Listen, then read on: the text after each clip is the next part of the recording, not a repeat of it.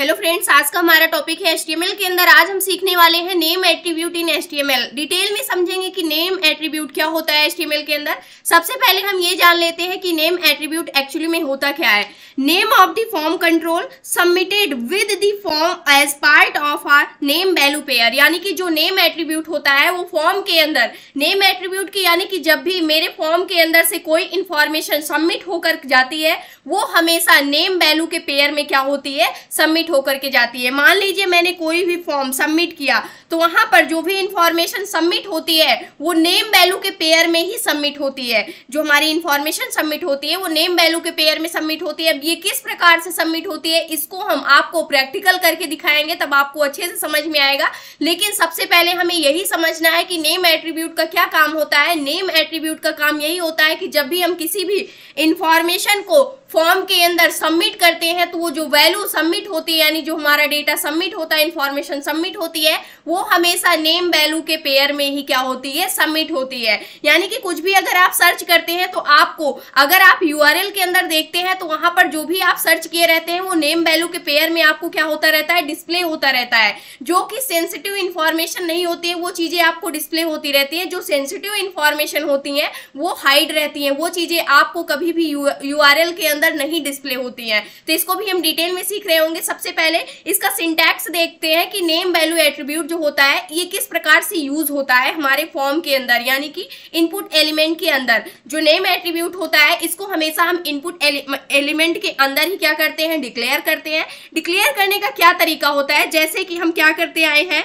सबसे पहले अपना एक इनपुट एलिमेंट लेते हैं, उसके अंदर हम सबसे पहले टाइप लेते हैं कि किस टाइप की वैल्यू हम इनपुट लेना चाहते हैं अपने इनपुट एलिमेंट के अंदर। उसके बाद हम एक प्लेस होल्डर देते हैं, कंपलसरी नहीं है, अगर आप देना चाहते हैं तो दे सकते हैं, अगर देते हैं तो बहुत अच्छी बात है, ताकि हमें पता चले कि एक्चुअल में जो इनपुट एलिमेंट है उसके अंदर क्या इनपुट करना है। तो यहाँ से मैंने ये प्लेस होल्डर क्या होता है इसको भी मैंने आपको डिटेल में समझा रखा है। ID किस लिए हम देते हैं इसको भी मैंने आपको बता रखा है। आज का जो हमारा पॉइंट है वो है हमारा नेम एट्रीब्यूट, यानी कि इनपुट जो आपने जो इनपुट बॉक्स बना रखा है, एक इनपुट एलिमेंट बना रखा है, उसका आप क्या नेम देना चाहते हैं। यानी कि जैसे ही आप इस टेक्स्ट के अंदर मान लीजिए मैंने यहाँ पर कोई नेम इनपुट किया, मैंने मान लीजिए ABCD कोई एक नेम इनपुट कर दिया। यहाँ पर इनपुट टाइप के अंदर जो मैंने यहाँ पर इनपुट एलिमेंट लिया है इसके अंदर कोई नेम इनपुट कर दिया, लेकिन ये एक्चुअल में क्या है कैसे पता चलेगा, जो यूजर होगा उसको कैसे पता चलेगा। अगर वो बैकएंड में जाकर के देखता है, सर्वर साइट में जाकर के देखता है, तो उसे कैसे पता चलेगा कि ये क्या इंफॉर्मेशन इस इनपुट एलिमेंट के अंदर इनपुट की गई है। ये कोई टेक्स्ट हो सकता है या कोई अदर इंफॉर्मेशन हो सकती है, लेकिन इसको समझने के लिए, ताकि हम बैकएंड में भी अच्छे से समझ सके, तो उस कंडीशन पे हम क्या देते हैं, जो हमारा इनपुट एलिमेंट होता है उसकी वैल्यू का हम एक नेम दे देते हैं कि इस टाइप की वैल्यू हमने क्या किया हुआ है, यहाँ पर मैंने सबमिट कर रखा है। तो यहाँ पर जो नेम के अंदर जो भी चीजें आप डिफाइन करते हैं, जो नेम दे देते हैं, वो किसका नेम हो जाता है, जो आपने इनपुट एलिमेंट बनाया है ये क्या हो जाता है, नेम हो जाता है। तो मान लीजिए मैंने यहाँ पर कोई एक टेक्स्ट, जो भी डेटा होगा वो जिस टाइप का होगा आप टाइप डिफाइन करेंगे, तो मैंने कोई टेक्स्ट इनपुट कर दिया और इसका नेम क्या दे दिया, जो हमारे इनपुट एलिमेंट था इसका मैंने एक नेम दे दिया जो कि है यूजर नेम। यही होता है हमारा नेम एट्रीब्यूट। यहाँ पर जैसे मैंने यूजर नेम दिया तो बैकएंड में क्या होगा, जैसे हम सबमिट करते हैं, सबमिट बटन पर जैसे ही क्लिक करते हैं तो ये हमारी दूसरी साइट पर, दूसरी लोकेशन पे क्या हो जाता है, डेटा सबमिट किया जाता है। जो भी आपने फॉर्म के अंदर, एक्शन के अंदर जो भी URL दे रखा हो, जो भी लिंक दे रखा हो, वहां पर आपका डेटा क्या हो जाता है, सबमिट हो जाता है। तो वहां पर सबमिट होने के बाद जो आपका URL होता है उसके अंदर जो वैल्यू दिखती है वो किसके रूप में होती है, नेम वैल्यू पेयर के रूप में हमेशा डिस्प्ले होती है। तो वहां पर आपको दिख जाएगा जो आपने नेम दिया होगा उस इनपुट एलिमेंट का वो नेम दिखेगा। जैसे कि मैंने यहाँ पर यूजर नेम, सभी का नेम मैंने सिमिलर ही लिया हुआ है ताकि आपको समझने में भी और आसानी हो। इसका नेम भी अलग रख सकते हैं, सिर्फ हमारे किसका नेम सेम होना चाहिए, जो हमारे ID एट्रीब्यूट होता है और जो हमारा फॉर एट्रीब्यूट होता है, उन दोनों का नेम हमेशा सेम होना चाहिए। बाकी हर किसी का नेम आप अलग अलग रख सकते हैं। तो यहाँ पर यूजर नेम इक्वल जो भी आपने यहाँ पर इंफॉर्मेशन इनपुट की होगी इनपुट एलिमेंट के अंदर, यहाँ पर मैंने टेक्स्ट टाइप लिया है तो कोई ना कोई आपने टेक्स्ट इनपुट किया होगा, तो यहाँ पर ये ABCD क्या हो जाएगा, इसके इक्वल में डिस्प्ले होने लगेगा। तो यहाँ पर जो भी यूजर होगा वो बैकएंड में अगर देखता है तो उसे पता चल जाएगा कि हाँ यहाँ पर एक यूजर नेम क्या हुआ है, ये यूजर नेम की इंफॉर्मेशन है, यानी जो यूजर नेम है वो कोई ABCD है। तो इस प्रकार से डेटा हमें क्या होता है, पहचानने में भी आसानी हो जाती है। इसी प्रकार से पासवर्ड एक सेंसिटिव इंफॉर्मेशन होती है जिसको यूआरएल पर कभी भी दिखाया नहीं जाता है। जैसे आप फेसबुक पर लॉगिन करते हैं, इंस्टाग्राम पर लॉगिन करते हैं, इस प्रकार से बहुत सारी डिफरेंट साइट है जहां पर आप लॉगिन करते हैं, तो कभी भी आपको यूआरएल के अंदर पासवर्ड देखने को नहीं मिलता है। और सारे डेटा आपको देखने को मिलते हैं, लेकिन जो सेंसिटिव इंफॉर्मेशन होती है, जो नहीं दिखनी चाहिए पब्लिक, वो नहीं दिखाई देती है। क्योंकि यहाँ पर आप डेटा तो सबमिट कर रहे हैं, लेकिन ये डायरेक्टली बैकएंड में तो जा ही रहा है, लेकिन डायरेक्टली सर्वर के पास नहीं जाता है। कई जगह से होकर के हमारा डेटा क्या होता है, सर्वर तक पहुंचता है। इसलिए जो हमारा डेटा होता है, जो हमारी सेंसिटिव इंफॉर्मेशन होती है, वो हमेशा हाइड करके रखी जाती है, वो किसी और को पता नहीं चलनी चाहिए। इसलिए हम अपने यूआरएल के अंदर कभी भी पासवर्ड को डिस्प्ले नहीं कराते हैं। अब सबसे पहले इन सारी चीजों को समझने से पहले अब हम छोटे से एग्जांपल से इसको समझते हैं कि किस प्रकार से हम इसको क्रिएट करते हैं। जो हमारा नेम एट्रीब्यूट होता है किस प्रकार से डिस्प्ले होता है, ताकि आपको और अच्छे से क्लियर हो जाए। तो मैंने क्या किया हुआ है, यहाँ पर जैसे कि हम फॉर्म बनाते हुए आए हैं, तो यहाँ पर मैंने क्या दिया है, जो मैंने यहाँ पर यूआरएल दिया हुआ है, सर्वर दिया हुआ है, इसका एक लोकल मैंने ऐसे ही दे रखा है रैंडम। उसके बाद मैंने यहाँ पर ड्यू बनाया हुआ है, ड्यू के अंदर सबसे पहले मैंने यूजर नेम को इनपुट लिया है, उसके बाद मैंने क्या लिया है, पासवर्ड को इनपुट लिया है, फिर मैंने एक सबमिट बटन को क्रिएट कर रखा है। इतना सभी को आ गया होगा कि किस प्रकार से हम क्रिएट करते हैं।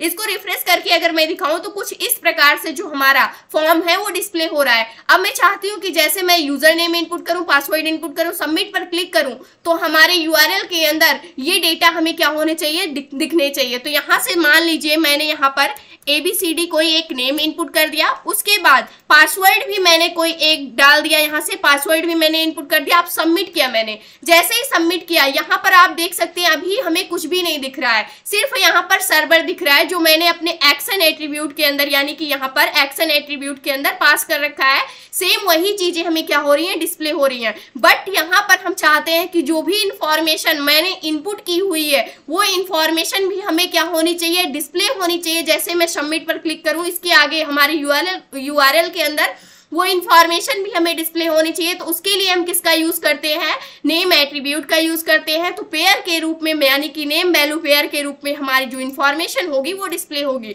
अब इसको कैसे डिस्प्ले करना है, सबसे पहले जो मैंने इनपुट एलिमेंट बनाया है इसके अंदर मुझे क्या देना होगा, अपने इनपुट एलिमेंट का एक नेम देना होगा। तो मैंने यहाँ पर सिमिलर सा नेम ले लिया, जैसे कि मान लीजिए मैं यहाँ पर किस टाइप का टेक्स्ट ले रही हूँ, मुझे यूजर नेम चाहिए या फिर किसी का नेम चाहिए, तो उसी से रिलेटेड आप क्या दे देंगे, यहाँ पर नेम दे देंगे। तो मान लीजिए मैं यूजर नेम ले रही हूं, तो यूजर नेम मैंने यहाँ पर नेम दे दिया।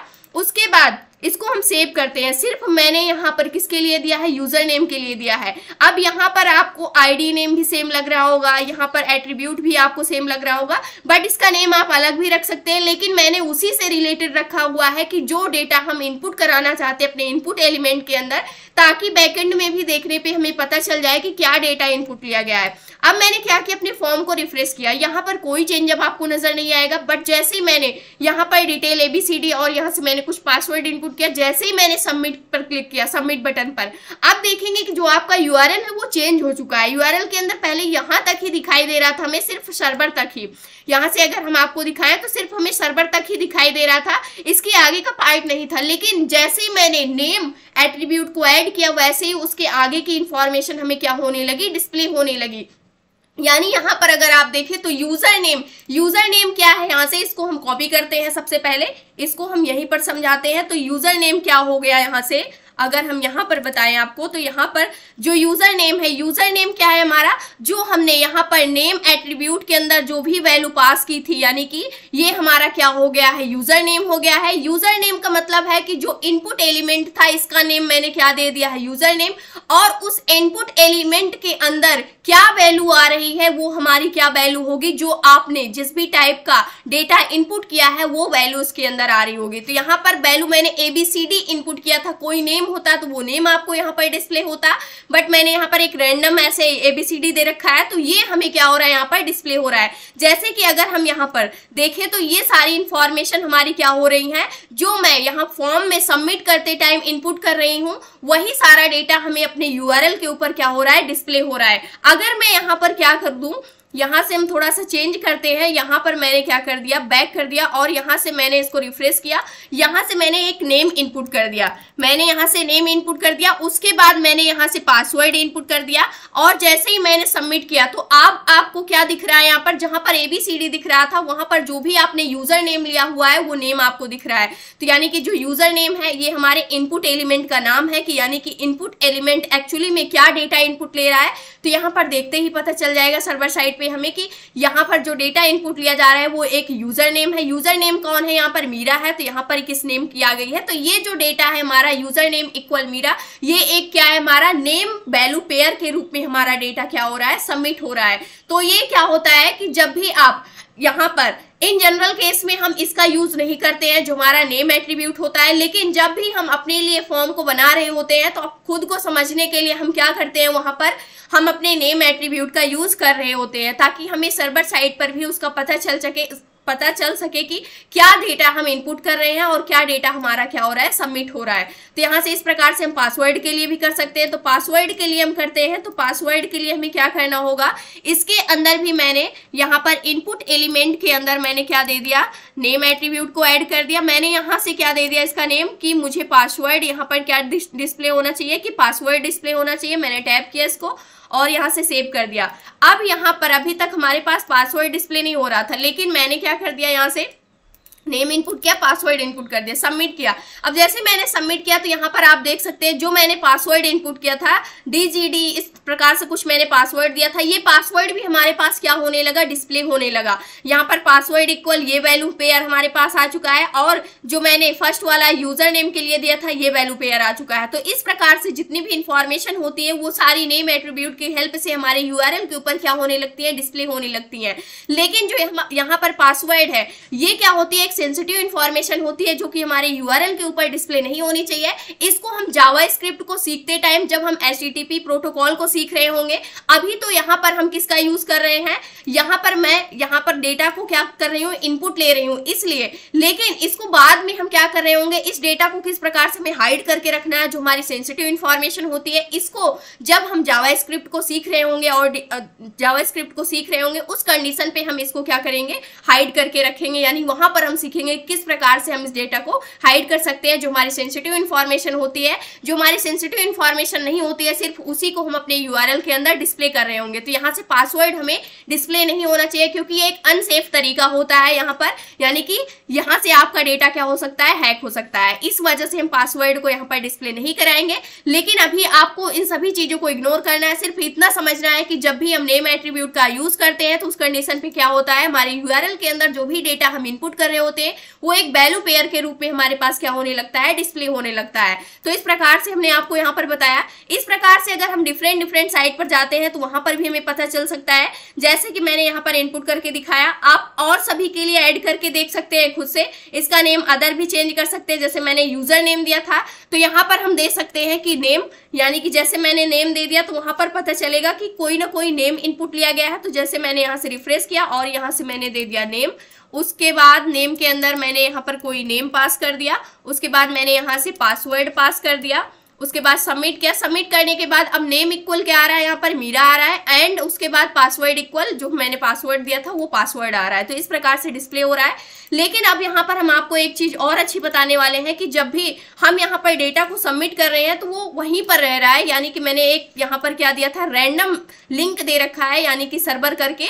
लेकिन मैं यहाँ पर एक आपको रेलिवेंट जो लिंक होती है जो एक्चुअली में काम कर रही होगी उस पर हम आपको यहाँ पर प्रैक्टिकल करके दिखाते हैं। जैसे कि मान लीजिए यहाँ पर हम कुछ भी गूगल के ऊपर अगर सर्च करते हैं, मान लीजिए मैंने यहाँ से क्या सर्च किया, मैंगो सर्च किया, तो जैसे ही मैंने इंटर किया उसके बाद अगर आप देखेंगे जो यहाँ पर सर्च क्वेरी होती है यहाँ पर आपको क्या डिस्प्ले हो रहा है, इसके आगे की चीजों पे नहीं जाना है, यहाँ तक सिर्फ आपको देखना है। तो यहाँ पर आपको क्या दिख रहा है, इतनी चीज अगर आप देखें जितनी हाईलाइट है, सर्च, उसके बाद क्यों इक्वल क्या दिख रहा है, मैंगो दिख रहा है। तो यहाँ पर जो सर्चिंग के लिए यानी कि जो इनपुट के लिए नेम दिया गया है वो क्या दिया गया है, क्यों दिया गया है, उसके इक्वल जो भी वैल्यू जो भी चीजें आप सर्च करते हैं वो क्या हो जाती है, यहाँ पर आ जाती है। तो ये भी क्या है, एक वैल्यू, यहाँ पर नेम वैल्यू पेयर है। यहाँ पर अगर यहाँ पर मैं मैंगो की जगह कुछ और सर्च करती हूँ, मान लेते हैं मैंने यहाँ से क्या सर्च किया, कंप्यूटर सर्च किया, इंटर जैसे ही किया वैसे ही यहाँ पर क्या हो रहा है, कुछ भी चीजें चेंज नहीं हो रही है। सिर्फ क्या चेंज हो रहा है हमारे पास, सिर्फ इतने पार्ट को अगर आप देखें तो यहाँ पर क्यों इक्वल कंप्यूटर,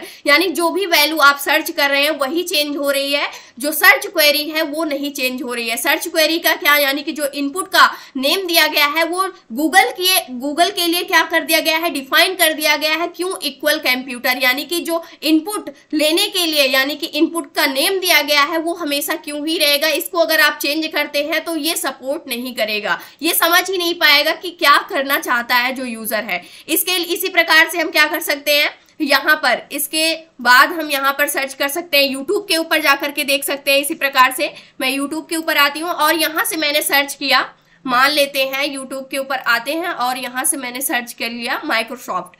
यहाँ से जैसे ही मैंने सर्च किया, यहाँ पर हम सर्च करते हैं माइक्रोसॉफ्ट, मैंने सर्च किया माइक्रोसॉफ्ट। जैसे ही मैंने यहाँ से सर्च किया उसके बाद क्या हो रहा है, यहाँ पर देख सकते हैं आप, जब यहाँ पर इसका यूआरएल में देखेंगे तो यहाँ पर क्या डिस्प्ले हो रहा है आपको, जब माइक्रोसॉफ्ट को मैंने सर्च किया तो यूआरएल के ऊपर यहाँ पर ये तो हमारी पूरी लिंक डिस्प्ले हो रही है, लेकिन रिजल्ट उसके बाद सर्च क्वेरी इक्वल माइक्रोसॉफ्ट। जो सर्च क्वेरी है ये यूट्यूब के लिए एक इनपुट नेम डिक्लेयर किया गया है कि जब भी कोई भी यूजर कुछ भी डेटा सर्च करेगा तो जो उसका यहाँ पर नेम डिस्प्ले होना चाहिए वो क्या होना चाहिए, सर्च क्वेरी होना चाहिए। उसके इक्वल जो भी वैल्यू वो सर्च करता है वो वैल्यू आपको क्या करना है, डिस्प्ले करना है। तो ये सारी चीजें क्या होती है, ऑटोमेटिकली होती है। ये किस प्रकार से होती है, इस लिंक को हम यहाँ से कॉपी करते हैं और इसको मैं आपको क्या करती हूँ, यहाँ पर पेस्ट करके जहां पर मैंने एक्शन के अंदर सर्वर दिया था इसके जगह पर मैं क्या करने वाली हूँ, यहाँ पर एक और हम क्या करते हैं, फॉर्म क्रिएट कर लेते हैं। इस फॉर्म के जस्ट बाहर एक और फॉर्म क्रिएट करते हैं जिसका नेम मैंने यहाँ से क्या दे दिया, एक फॉर्म और क्रिएट करने वाले हैं। सबसे पहले लाइन ब्रेक करते हैं, उसके बाद मैंने एक सेकेंड फॉर्म क्रिएट कर लिया यहाँ से और इस फॉर्म के अंदर मैंने एक्शन के अंदर उस लिंक को क्या करने वाले हैं, यहाँ से ऐड करने वाले हैं। इस लिंक को मैंने ऐड कर दिया। उसके बाद इस फॉर्म के अंदर हम क्या करेंगे, एक ड्यू बनाएंगे और इसके अंदर हम क्या करने वाले हैं, अपने इनपुट एलिमेंट को क्रिएट करने वाले हैं। तो इनपुट एलिमेंट के अंदर मुझे क्या करना है, सबसे पहले क्या मुझे लेना है इनपुट, मुझे एक टेक्स्ट इनपुट लेना है। तो मैंने यहाँ से टाइप क्या दे दिया, टाइप जो दिया है वो मैंने एक टेक्स्ट दे दिया है। उसके बाद हम क्या करने वाले हैं, यहाँ से आईडी एट्रीब्यूट का यूज करेंगे। आईडी एट्रीब्यूट क्या होने वाला है हमारे पास, यहाँ से मैंने सिंपल सा आईडी एट्रीब्यूट सर्च दे दिया। उसके बाद मैंने यहाँ पर क्या यूज कर दिया, प्लेस होल्डर को ऐड कर दिया। प्लेस होल्डर यहाँ से क्या है, सर्च ऑन यूट्यूब। मैंने यहाँ से एक यहाँ पर नेम दे दिया। उसके बाद मैं क्या करूंगी, यहाँ पर आईडी एट्रीब्यूट को यूज करने के बाद प्लेस होल्डर को और मैंने यहाँ से एक नेम ऐड कर दिया। नेम यहाँ पर मैंने क्या ऐड कर दिया, जो यहाँ पर नेम इसके लिए डिक्लेयर किया गया है यूट्यूब के लिए वो क्या है, हमारा सर्च क्वेरी है। अगर यहाँ पर देखें तो इतना नेम क्या किया गया है, यूट्यूब के इनपुट बॉक्स के लिए यहाँ पर डिफाइन किया गया है, इसी को मुझे यूज करना है। तो मैंने यहाँ पर इसको क्या कर दिया, पेस्ट कर दिया। उसके बाद मैंने क्या कर दिया, लेबल को बना दिया। यहाँ से मैंने लेबल ऐड कर दिया। उसके बाद लेबल के अंदर मैंने क्या दे दिया, फॉर एट्रीब्यूट को ऐड कर दिया, फॉर एट्रीब्यूट। और यहाँ से मैंने इसका भी जो नेम दिया वो क्या दे दिया, सर्च दे दिया इसकी वैल्यू। और यहाँ से मैंने क्या दे दिया, यूट्यूब सर्च, यूट्यूब सर्च मैंने इसको दे दिया।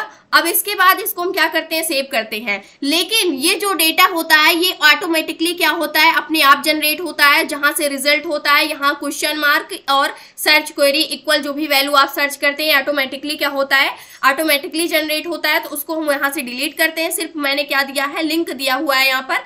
तो अब क्या करने वाले हैं, जैसे ही मैंने अपने पेज को रिफ्रेश किया वैसे यहाँ पर यूट्यूब सर्च के ऊपर मुझे कुछ भी सर्च करना है। मान लीजिए मैंने यहाँ से क्या सर्च कर लिया, मैंने यहाँ से लैपटॉप सर्च किया, लैपटॉप मैंने सर्च किया। और इसके बाद हम यहाँ पर एक बटन को भी ऐड करेंगे ताकि हम उस पर क्लिक कर सकें। बटन को ऐड करते हैं इसके जस्ट नीचे और मैंने बटन को यहाँ से ऐड किया। इसका नेम मैंने दे दिया सर्च, सर्च बटन का नेम दे दिया। आप सबमिट भी रख सकते हैं, कुछ भी नाम रख सकते हैं, लेकिन मैंने यहाँ से सर्च दे दिया। रिफ्रेश करते हैं यहाँ पर YouTube के ऊपर मुझे सर्च करना है। मैंने यहाँ से सिंपल सा क्या सर्च किया, लैपटॉप सर्च किया। लैपटॉप सर्च करने के बाद मैंने इस बटन पर क्लिक किया। अब जैसे ही मैंने बटन पर क्लिक किया, ये डायरेक्टली मुझे कहाँ पर पहुंचा दिया, डायरेक्टली YouTube के ऊपर पहुंचा दिया। क्योंकि जो मैंने वहां पर लिंक दे रखी थी, यानी कि URL दे रखा था, वो मैंने कहाँ से ऐड किया हुआ था, YouTube से ऐड किया हुआ था। इस प्रकार से जब भी आपको किसी भी बड़ी बड़ी वेबसाइट के लिंक को ऐड करना होता है तो उसको हम इस प्रकार से ऐड करते हैं। सबसे पहले जो भी उसकी सर्च क्वेरी है डिफाइन की गई है, जो भी उसके इनपुट के लिए नेम डिफाइन किया गया है, उस नेम को आपको रखना होगा। तो यहाँ से मैंने इसको सर्च कर लिया। इस प्रकार से अगर आप यहाँ पर जो नेम दिए थे, नेम के अंदर अगर मैं इसको चेंज करती हूँ थोड़ा सा, अगर मैंने यहाँ से क्या कर दिया, सर्च क्यों कर दिया, तो इसको सेव करने के बाद अब जैसे ही हम क्या करने वाले हैं, यहाँ पर डेटा को इनपुट करने वाले हैं। इसको सबसे पहले हम दिखाते हैं आपको। इस डेटा को इनपुट करके बैक आते हैं और उसके बाद हम क्या करने वाले हैं, डेटा को इनपुट करेंगे। तो इसके लिए सबसे पहले मैं पेज को ओपन करती हूँ। यहाँ से मैंने डेटा को इनपुट किया। मान लीजिए मुझे क्या चाहिए, यहाँ से मैंने कंप्यूटर इनपुट किया YouTube के ऊपर, YouTube सर्च पे जैसे ही मैंने क्लिक किया वैसे ही नो रिजल्ट फाउंड दिखा रहा है। नो रिजल्ट फाउंड क्यों दिखा रहा है, क्योंकि यहाँ पर आप देख सकते हैं सर्च क्वेरी, यानी कि सर्च क्वेरी जो YouTube के लिए फिक्स किया गया नेम है इनपुट के लिए, वो क्या है, सर्च क्वेरी है। लेकिन मैंने वहां पर सर्च क्यों दे रखा है, जो YouTube पहचान ही नहीं रहा है कि आप एक्चुअल में क्या सर्च करना चाहते हैं। इसलिए हमें हमेशा जब भी YouTube पर कुछ सर्च करना होता है तो उसके लिए जो हम नेम यहाँ पर नेम एट्रीब्यूट यूज करते हैं वो हमेशा सर्च क्वेरी होता है। और उसके बाद क्या होता है, जैसे मुझे मान लीजिए गूगल पर कुछ सर्च करना है तो गूगल के लिए क्या नेम डिक्लेयर किया गया है, गूगल के लिए भी जो नेम दिया गया है वो क्या है, क्यों दिया गया है। तो यहाँ पर अगर मान लीजिए मुझे गूगल पर सर्च करना है तो उसके लिए मैं क्या नेम दे दूंगी, यहाँ से जहां पर मैंने सर्च क्वेरी दिया था उसके लिए मैं यहाँ पर अगर क्यों दे दूं, सिंपल सा, यहाँ से मैंने इसको सिंपल सा क्यों दे दिया और जो लिंक है वो मैंने YouTube की ऐड कर रखी है यहाँ से। अब इसको क्या करते हैं हम, यहाँ से हम क्या करने वाले हैं, डेटा को इनपुट करने वाले हैं। पेज को ओपन करते हैं। यहाँ से मैंने सर्च किया माइक्रोसॉफ्ट। अब जैसे ही मैंने सर्च किया, सर्च करने के बाद यहाँ पर जैसे ही मैंने क्लिक किया तो ये डायरेक्टली कहाँ पर ले गया मुझे, अभी भी ये हमें YouTube के ऊपर ले जा रहा है। YouTube के ऊपर क्यों ले जा रहा है, क्योंकि मैंने जो वहां पर नेम दिया हुआ है इसको सबसे पहले हम यहाँ पर सेव कर लेते हैं। सेव करने के बाद फिर से अपने पेज को हम क्या करने वाले हैं, सभी को सबसे पहले हम क्लोज करते हैं यहाँ से।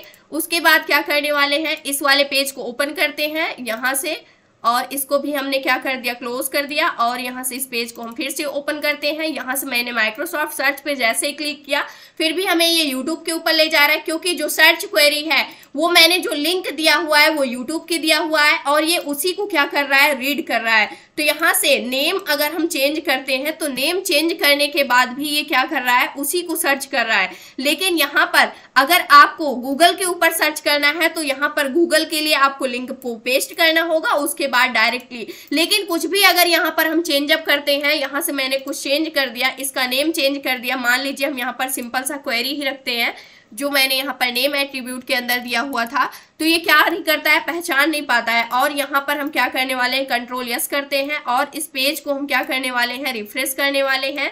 जो हमारा पेज था यहाँ से इसको ओपन करते हैं। ओपन करने के बाद जैसे ही मैंने यहाँ पर कुछ भी सर्च किया, मुझे गूगल पर जाना है तो मैंने यहाँ से गूगल सर्च किया और यहाँ पर मैंने सर्च पर क्लिक कर दिया तो ये डायरेक्टली कहाँ पर ले जा रहा है, यूट्यूब पर। लेकिन इसे ये नहीं पता है कि जो क्वेरी आप सर्च कर रहे हैं वो कहाँ पर सर्च करना चाहते हैं, क्योंकि जो सर्च क्वेरी है यूट्यूब के लिए वो पार्टिकुलर फिक्स कर दी गई है और जो हमारे गूगल के लिए है वो भी फिक्स करके ही रखी गई है।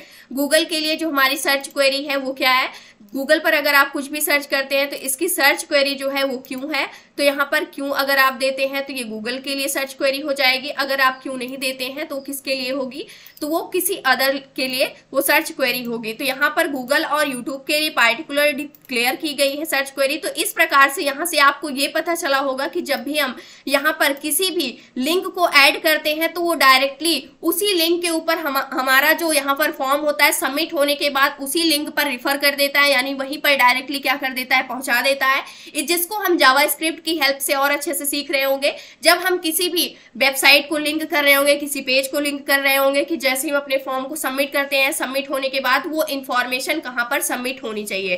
तो ये था आज का हमारा टॉपिक, जहां पर हमने सीखा कि जो हमारा नेम एट्रीब्यूट होता है वो किस प्रकार से काम करता है। आई होप दोस्तों अगर आज की इन्फॉर्मेशन आपको अच्छी लगी हो तो प्लीज वीडियो को लाइक करना, चैनल को सब्सक्राइब करना और दोस्तों के पास शेयर करना।